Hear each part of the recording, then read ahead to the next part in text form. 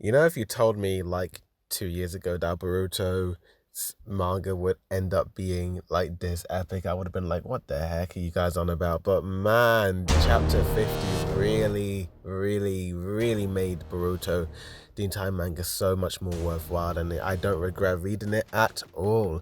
And what's good is a boy do the views and heavy spoilers for chapter 50, the big 50, you have been warned. Now, obviously, like the battle between Isshiki and Boruto and Sasuke and Naruto has begun, and Isshiki basically telling Boruto that he has progressed further than he expected. His Otsutsuki immersion with Momoshiki is apparently 80% complete, which has been confirmed by Isshiki, and he's just wondering how much power does this kid have. Meanwhile, Sasuke's like trying to fight him. We get a lot of kicks and punching and Chidoriya, and oh yeah, it's really epic and great and grand. Isshiki being kind of surprised that Boruto of all people was the one to bring him into a place like this, but he doesn't really care. He just wants to pretty much like take these guys down so that he can get to Kawaki. Then we get this weird dream sequence with Kawaki kind of falling down. He's butt naked, like there's no clothes on him, like what the heck, dude. And yeah, he's kind of getting this like weird vision from Isshiki, saying that he's empty, he's nothing, there's a hole in his heart, he'll gain nothing, and saying that that's why I bestowed the calm upon you, because it is the one and only thing that can fill your punctured heart. It's a special mark. And then we get Amado basically kind of waking up Kawaki, and he's awake, and then Kamaru and the other ninjas are kind of worried about what's happening, and our boy Amado basically gives the rundown to Kawaki what happened. The Otsutsuki, Isshiki coming to the Hidden Leaf to find him, Lord Seventh and Uchiha, Sasuke battling him, and then Kawaki looks at his hands like the karma is gone. It's gone, mate. It's gone. It's gone. Amado basically confirms that the karma was just there for a Ishiki's backup program.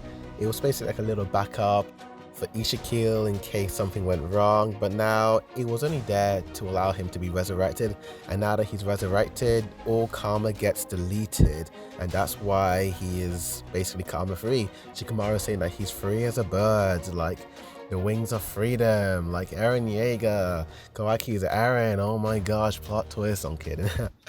Lol. Anyway, Kawaki's saying that the dude's planning to plant another karma inside me, so I'm not free, my dude.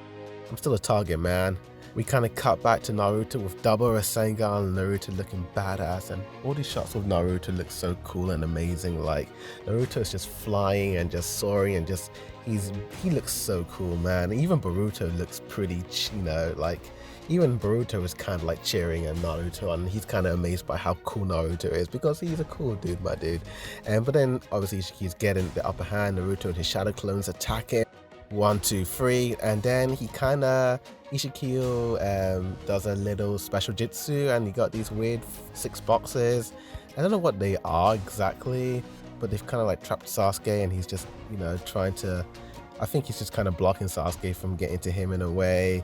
And then he uses his I forgot the Aijutsu's power on Sasuke, and his sword vanishes, and then he attacks him and takes the sword from him, and he's about to slash him. When we cut back to Amado basically saying that Boruto might actually be the only one who can probably or have a chance at stopping Isshiki, and saying that I think Boruto and even Sasuke probably knew the potential that Boruto had against Isshiki.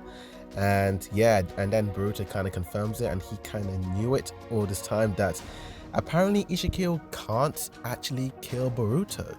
And Amado is saying that Boruto might be the one and only key to defeating Isshiki, and that's pretty much it. And yeah, like this chapter was pretty great.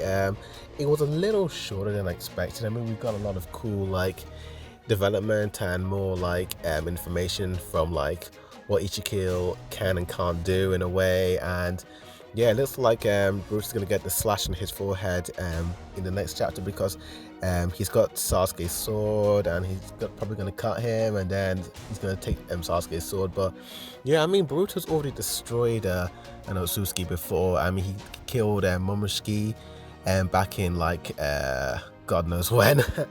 But yeah, I'm also wondering on what Momoshiki really meant and what he told Boruto, that his bright blue eyes will take away everything he holds so dear, and once he kills a god there is no turning back.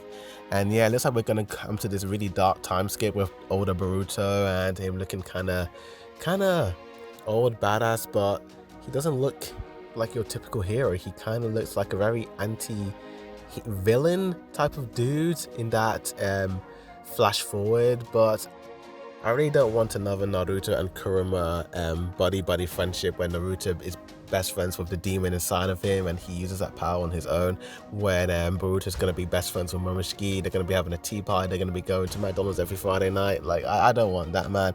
I kind of want it to be a bit dark, and maybe Boruto has this internal fight against Momoshiki, and maybe instead of him being buddies with him, he kind of takes the power and really makes it into his own without Momoshiki's permission or anything like that. So it's kind of a little dark, you know, twist in a way. But yeah, tell me in the comments down below what you think is going to happen in chapter 51. I'm going to do my full predictions later on this week. But yeah, thank you for watching. Like this video, comment down below, subscribe to this channel for more anime and manga views. But with that said, thank you for watching. As always, a Boruto Review signing out.